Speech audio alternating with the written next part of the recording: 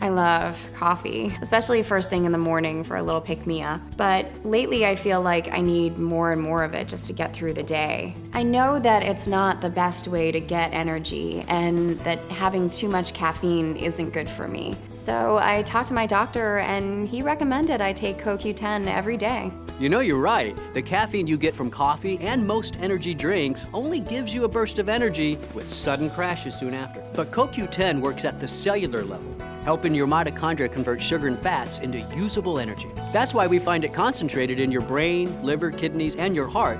But as you age, the body's levels of CoQ10 decline. There are so many products out there, I'm not sure which is the right one for me. What makes Life Extension's CoQ10 different? Well, we believe the ubiquinol variety of CoQ10 is the best form. Clinical studies show that ubiquinol absorbs at a much higher rate compared to the conventional ubiquinol form. We've also added Shilajit for even more cellular energy output. Shilajit helps deliver CoQ10 directly to your mitochondria and supercharges them. I started with 50 milligrams and I feel great. And my doctor said that if I need more energy, I can switch to 100 milligrams. The best part? Now that I have more energy, I can enjoy my coffee for the taste.